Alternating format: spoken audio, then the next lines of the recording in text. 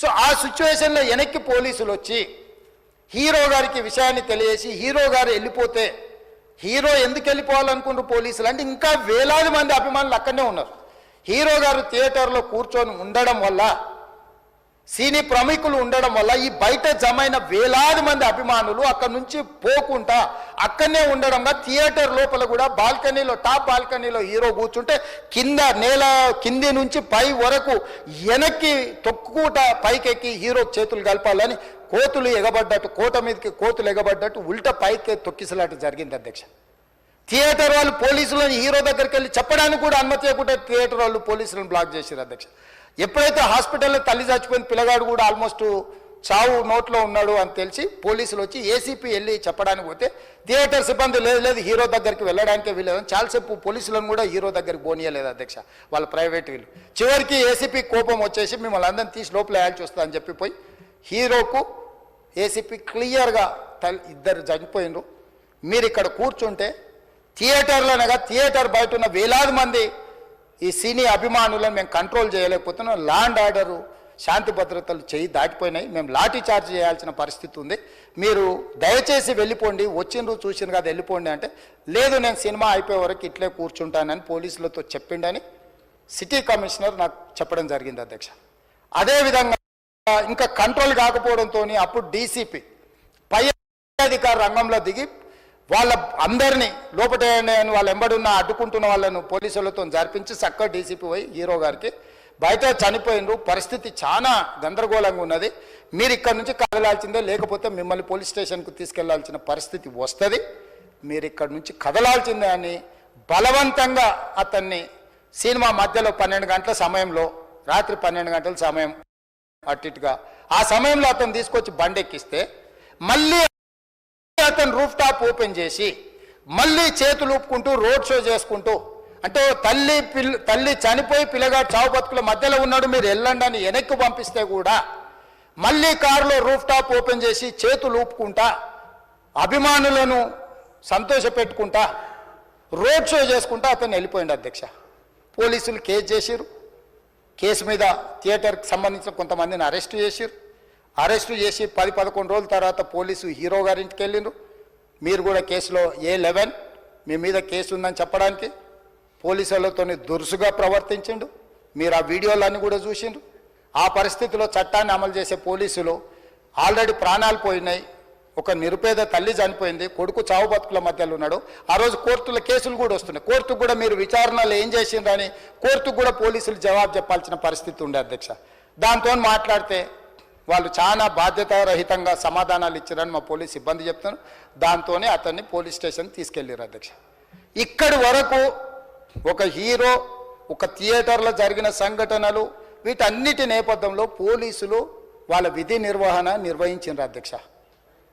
ఎప్పుడైతే అతను పోలీస్ స్టేషన్కు తీసుకెళ్ళిరో కొన్ని రాజకీయ పార్టీలు పైశాచికంగా ఎంత నీచంగా నన్ను తిట్టుకుంటా పోస్టులు పెట్టినరంటే అంటే तेलंगाना समाजम मलकपेट बलाला साहब के कॉन्स्टिट्यूंसी के वोटर है उन लोग मलकपेट के छोटे नौकरी उसका नौकरी अकबर साहब वो 30,000 नौकरी करता है, उसके परिवार में कोई कमाई नहीं है, एक टिकट 3,000 रुपए में खरीदा, वो बच्चा उनका फैन है बोल के उनके परिवार 12,000 रुपए रखकर 4 टिकट खरीद के पिक्चर को गए।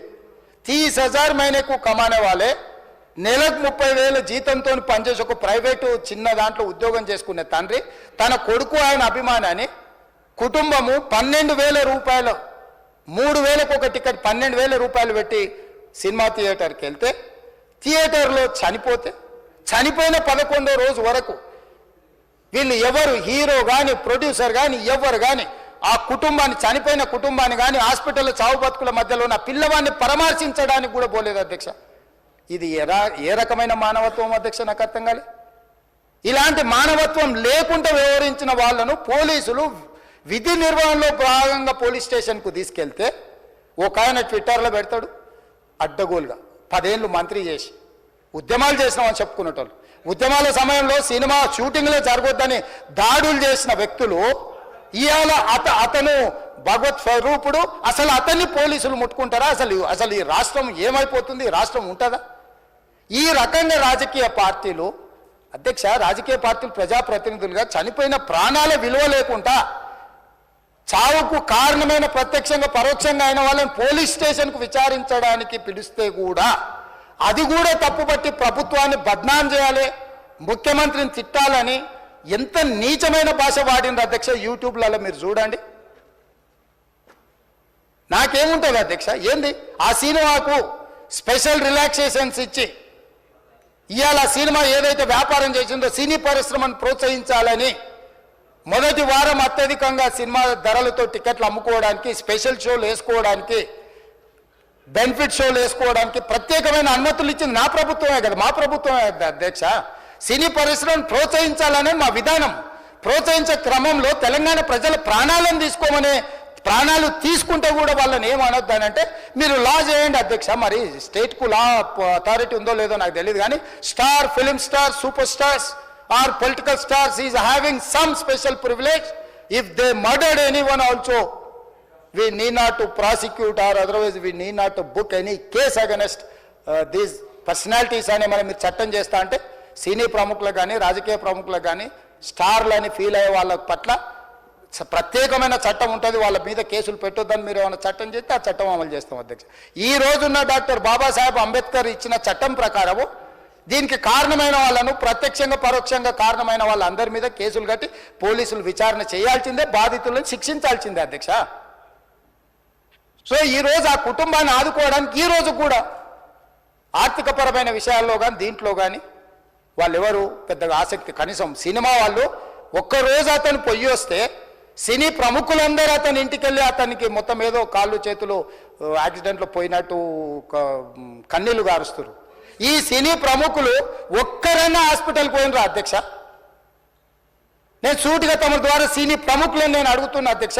తల్లి చనిపోయి 9 సంవత్సరాల పిల్లగాడు బ్రెయిన్ డెడ్ అయ్యి ఆక్సిజన్ అందక 20 రోజుల నుంచి హాస్పిటల్లో కోమాలో ఉంటే ఈ సినీ ప్రముఖులు ఒక్క రోజు కోసం పోలీస్ స్టేషన్ పోయిన ఇంటికాడ క్యూ కట్టి ప్రభుత్వాన్ని తిడుతుండ్రు, నన్ను తిడుతురు, అతన్ని పరామర్శిస్తున్నారు. ఏమైంది అధ్యక్ష? అతను కాలు పోయిందా, కన్ను పోయిందా, చేయి పోయిందా, ఏమైనా కిడ్నీలు దెబ్బతిన్నా, ఏమైంది?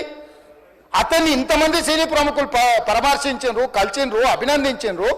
కానీ ఆ పిల్లగాన్ని కనీసమన్నా పరామర్శించడానికి సినీ ప్రముఖులు ముందుకు రాలేదంటే సినిమా ఇండస్ట్రీలో ఉన్న ప్రముఖులు ఏం ఆలోచన చేస్తుండ్రో, ఏం కోరుకుంటుండ్రో నాకైతే తెలియదు. 100% जो भी अकबरुद्दीन ओवैसी साहब ने जो मुद्दा उठाए वो मुद्दा के लिए मैं ये बात कह रहा हूँ, सचमुच बोल रहा हूँ, ये शर्म की बात है. 20 दिन के बाद भी इतने एक दिन के लिए उनको पुलिस स्टेशन को लेकर गए तो हाई कोर्ट भी इमीडिएट अजर्नमेंट मोशन, लंच मोशन ले लिए, उनका बेल भी दे दिए, सब कुछ है. आधी रात को 11-12 बजे अपने लोग बोल रहे थे जेल का दरवाजा खोलो, 12 बजे उनको छोड़ो. अरे भाई कहाँ है प्रोविजन, कहाँ से छोड़ू मैं? कोई मेरा घर का मामला नहीं है. मेरा घर का मामला है तो मेरा गेट निकाल के आने वाले जाने वाले को मैं बोल सकता हूँ. जेल का दरवाजा मेरा हाथ में नहीं है.